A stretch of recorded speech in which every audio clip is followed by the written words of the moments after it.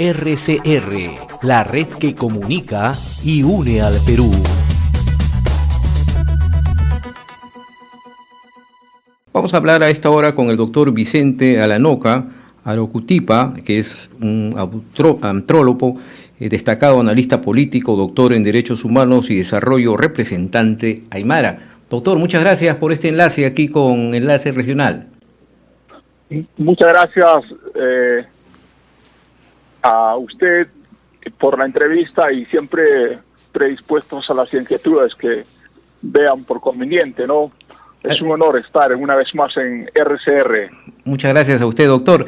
Bien, vamos a que nos explique su posición, su análisis respecto pues a esta crisis política que vive nuestro país ya desde tiempos atrás, ¿no? Este enfrentamiento que se ha presentado entre el Poder Ejecutivo, el Poder Legislativo, la vacancia que ya se está haciendo tradicional tras estos conflictos que hay, porque podemos decir que esta moción de vacancia, doctor, esta vacancia presidencial impulsada por algunas bancadas de la oposición, se puede considerar como parte de este conflicto político que viene ya desde las elecciones pasadas, o hay una evidencia de una incapacidad del presidente Castillo para llegar a ella.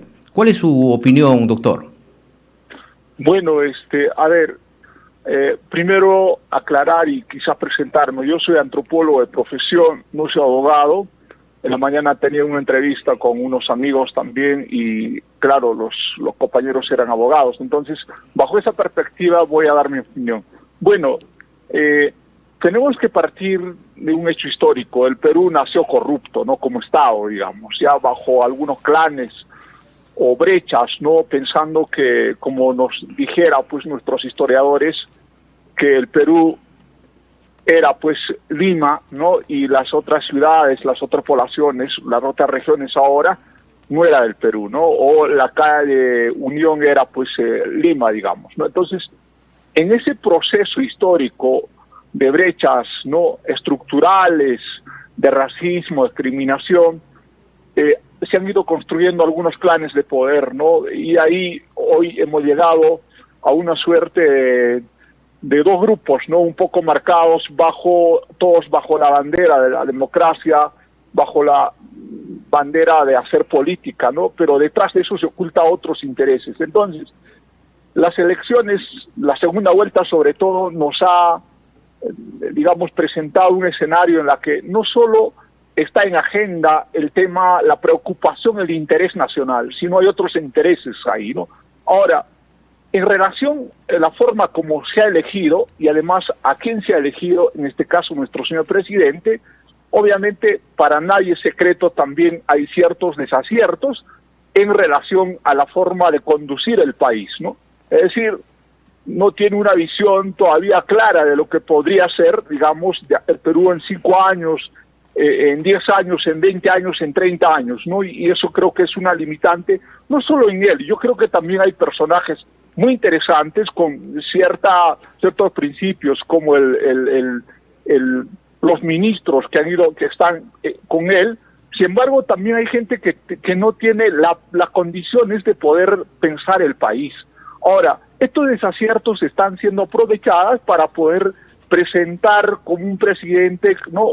Inclusive hay congresistas, padre de la patria, se han dado el lujo de insultarlo a un presidente. Entonces, el tema es que no solo es esta cuestión de la incapacidad que están queriendo demostrar con esta cuestión de la vacancia, sino detrás de eso se ocultan otros intereses económicos en la que pues no necesitamos ser expertos. Eso nos ha evidenciado, por ejemplo, en estos últimos 20, 30 años. Casi ninguno de nuestros presidentes pues está pues libre, siempre están coludidos, si no son ellos, sino el entorno está coludido en grandes hechos de corrupción, y al final son los que han colocado congresistas, inclusive presidentes, y también esto se reproduce en las regiones, en las provincias. Entonces, yo diría desde mi punto de vista, el problema de la vacancia o esta cuestión de la incapacidad presentada, digamos, a partir de estos grupos, bajo esta bandera de la democracia, es una fachada que oculta otros intereses y los desaciertos, ¿no? Los errores garrafales en algunos casos que se está cometiendo desde el Ejecutivo están siendo aprovechadas. Entonces lo que tenemos que hacer es sincerar al final qué queremos, porque no podemos ser ingenuos de las cosas pues que se han ido evidenciando, por ejemplo, esta cuestión del Odebrecht, ¿no es cierto? Y también otros, por ejemplo, el tema del sur. Todos nuestros presidentes regionales están con problemas o están presos, ¿no? ¿Por qué? Por cuestión de corrupción. Entonces, yo creo que hay cosas que estamos siendo testigos en el Perú. Quizás eso va a desestabilizar, no solo ahora, sino que estamos perjudicando a nuestras futuras generaciones y están viendo como la política, lo peor que se está haciendo es una práctica que debía ser replanteada, como siempre he insistido en muchas de mis entrevistas, el arte de gobernar, esta connotación, esta acepción de la política, del arte de gobernar, no está presente y en ninguno de los grupos. Falta todavía aprender y aterrizar y pisar tierra si realmente amamos y queremos al Perú y decir viva el Perú. Nos falta todavía y peor aún en este bicentenario. Así es, doctor Alanoca, usted ha precisado que el Perú nació corrupto, lo ha dicho, y ha ido esto empeorándose a medida que han pasado los años y no ha habido una solución de parte de muchos presidentes, de muchas autoridades regionales y locales. Por eso vemos que si analizamos y vemos los procesos judiciales de corrupción que tienen diversas autoridades regionales, es impresionante, ¿no? Pero esto también conlleva a una desconfianza de parte de los jóvenes, como usted dice, ¿no? De entrar a la política quizás, de formar partidos políticos, porque ven a la política y lo comparan con la corrupción. Sinónimo política, corrupción.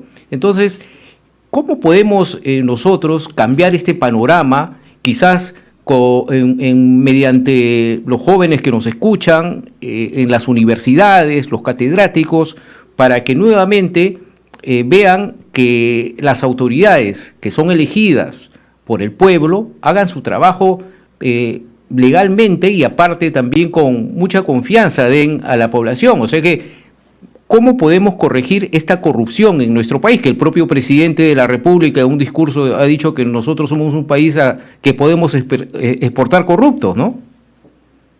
Bueno, a ver, uno de los aspectos fundamentales o las aristas es la educación, ¿no? Esta cuestión de la etimología o de la acepción del arte de gobernar debería estar pues encarnado en nosotros. En la mañana un abogado decía es que necesitamos a políticos. Yo creo que es el peor error que estamos pensando en el país. Hay que asumir desde espacios más concretos, más específicos, desde la cotidianidad, pero creo que también tampoco todo está perdido. Hay esperanza en gentes como ustedes, ¿no? Hay jueces probos o fiscales probos que pues son la esperanza del país. Hay jóvenes que se preparan en las universidades, quizás de una manera, digamos, bajo ese marco, bajo ese charco de la corrupción.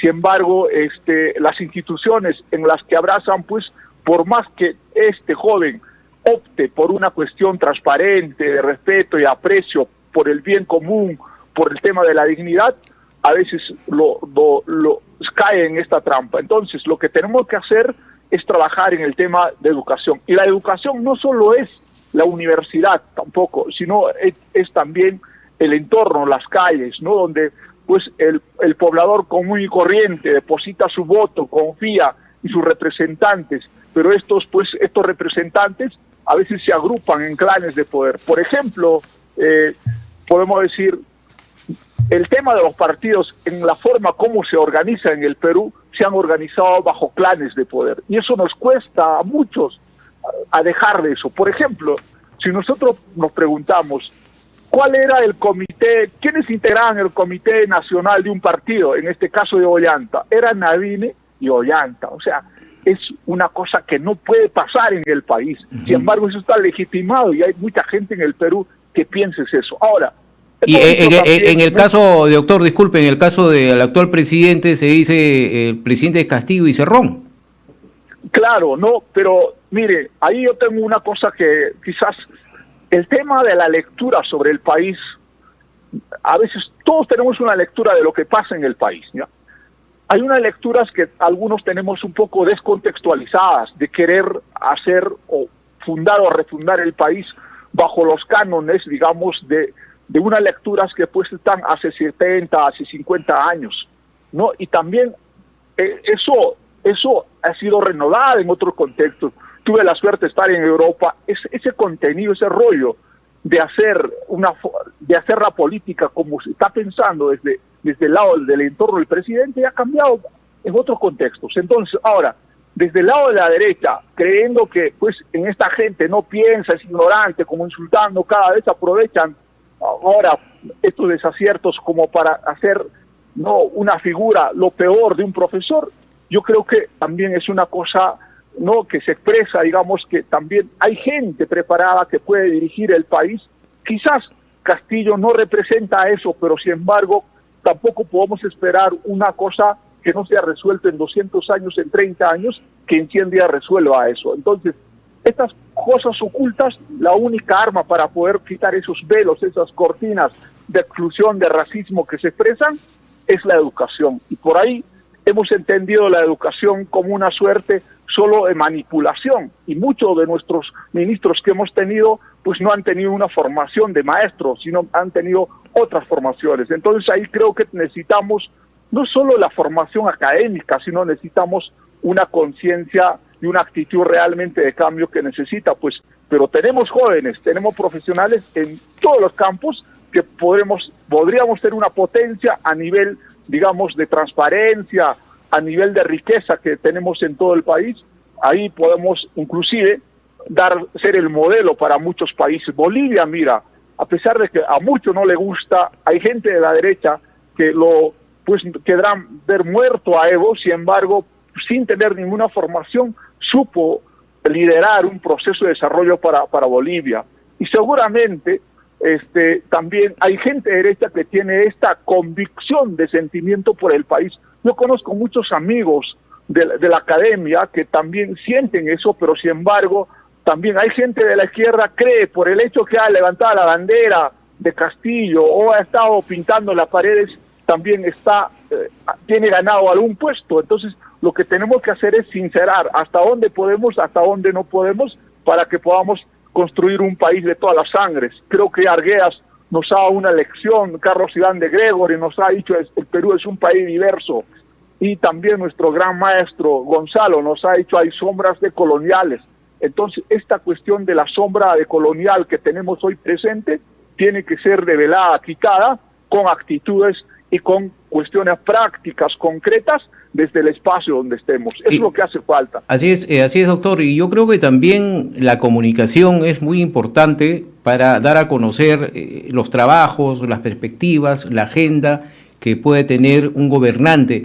Y eso es lo que no está haciendo Pedro Castillo, y el cual se le critica, ¿no? Porque estamos ya más de 100 días de su gobierno y, por ejemplo, no tiene una entrevista a un medio de comunicación, o quizás no quiera abiertamente a un medio de comunicación específica, pero para eso tiene el canal de Estado para convocar a periodistas abiertamente que le puedan hacer algún tipo de pregunta. Y otro caso que usted también ha tocado este punto es quiénes pueden rodear a un jefe de Estado, o sea, que gente capaz, gente confiable. Lo que ha pasado, por ejemplo, en este último caso con su ex secretario general de Palacio, donde se le encontraron $20,000 en el baño. Entonces son puntos que desmeritan prácticamente a que uno pueda confiar de la gente que rodea al presidente de la República. Pero lo peor, como lo digo, es que no se salga a aclarar las cosas. Vemos que al presidente de la República muchas veces se le ha criticado y él dice, bueno, esto se está investigando, pero no hay una aclaración. Y con mayor razón podemos dar una última encuesta que ha salido el día de hoy en el diario La República, en donde su aprobación viene bajando. Entonces, ¿eso cree usted que va aumentando la desconfianza a un gobernante? Yo definitivamente que sí, ¿no? Porque si no informas, no das a conocer de las acciones que vas haciendo, además uno puede sospechar cuando no informa, puede ocultar algo, ¿no? Entonces no tenemos por qué ocultar en el país. Yo soy crítico de estos, muchas veces, las oficinas, en todas las instituciones, siempre se suelen atender puertas cerradas. Si son instituciones públicas, tienen que ser la cosa pública. En otros espacios es así. Entonces, creo que es un error, y quizás ahí su jefe de imagen, los asesores, tienen que darle otra orientación al presidente. Yo recuerdo algunos alcaldes, ¿no?, en mi ciudad tenían igual ese tipo de temor a veces, y esta práctica, esta actitud de temor se evidencia como una suerte de ignorancia, pues de desconocimiento, ¿no? Pero sin embargo, creo que en el espacio, en el nivel donde está, tiene todo el aparato logístico, todo el aparato de comunicación, los canales, los medios, para poder, digamos, compartir, informar, porque al final son los que van a ayudar, y él sabrá, digamos, hacer una evaluación a qué cosa responder, qué hacer, qué no hacer, si realmente hay una actitud, ¿no? Porque creo que hay que recuperar lo que dijo en algún momento, ¿no? La palabra de maestro. Entonces, esta debe tener una connotación social, política, porque, y sobre todo una connotación ética. La palabra de maestro, pues, es palabra, ¿no? Entonces, no tenemos por qué tener miedo de ocultar cosas. Ahora, esta actitud de su secretario general, seguramente el Ministerio Público, las instancias deben de aclarar, el mismo señor debe aclarar por la salud, no solo del presidente, sino del país, porque son espacios que, pues, el Perú, el país, confía, ¿no? Porque no es, pues, dirigir una comunidad, un barrio, sino es un país. Seguramente para todo no va a estar bien, sin embargo, hay que saber también responder a esa promesa, ¿no?, electoral, que ha dado confianza. Muchos hemos votado, particularmente yo he votado por él, pero sin embargo todavía tengo esperanza de que pueda haber en el futuro algunos cambios. Seguramente va a ser difícil y tiene que asumir que es difícil porque como maestro y sabe lo que tiene que hacer. Sin embargo, yo convoco al entorno que pueda, digamos, replantear su accionar, su actitud, ¿no? Así sea o no sea la vacancia. Yo creo que ahí tiene hay todo un camino para poder trabajar en esa línea. Sin embargo, creo que más allá de la vacancia, sea el Congreso, la disolución del Congreso o la vacancia del presidente, lo que tiene que hacer el Perú no tiene que parar. Así es. Creo que los medios de comunicación, la gente que tenemos este sentimiento de unidad, sobre todo los pueblos originarios, que todavía no tenemos representación en los espacios de decisión como el Congreso o los ministerios, todavía tenemos esperanza en gente como el presidente. Ojalá que esto también sea aceptado, por lo menos entendida, por la gente derecha que, pues, cree que representa al país, y eso es totalmente falso. Tampoco representa al país esta gente que está pidiendo la vacancia del presidente Castillo. No, sabemos que el país políticamente está dividido, está polarizado, ¿no? O sea, se ha visto claramente en estas últimas elecciones. Pero finalmente, para culminar ya, doctor, la transparencia es muy importante en un gobernante, en una autoridad. En este caso, el presidente de la República. Ayer ha sorprendido, no sé si usted llegó a ver un informe del programa Cuarto Poder, en donde se ve mucho movimiento en la casa privada del presidente Castillo, que está ubicada en el distrito de Breña, en Lima, en donde va algunos ministros, va empresarios, incluso congresistas, y sabemos muy bien, y usted también lo debe conocer, que todas reuniones ya del jefe de Estado deben estar agendadas. Esto por cuestión de transparencia. ¿Pudo ver usted ese reportaje el día de ayer que pasó el programa Cuarto Poder en cuanto a estas reuniones que se tildan de reuniones privadas y no se sabe por qué lo hace el presidente de la República fuera de Palacio de Gobierno?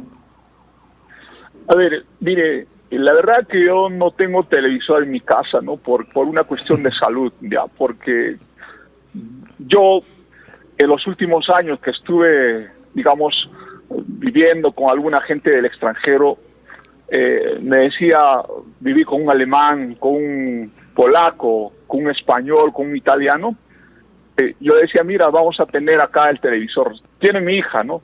pero la verdad por una cuestión de salud mental, ¿no? Porque la verdad desconozco, digamos, de la información que se haya difundido anoche. Sin embargo, creo que eso tampoco me puede, digamos, limitar a dar una opinión. Este tipo de gestión, digamos, de un jefe de Estado como tal, sí, pues siempre va a movilizar gente, ¿no? Lo que pasa es que retrocedemos a lo que usted ha planteado, ¿no? El tema de transparentar.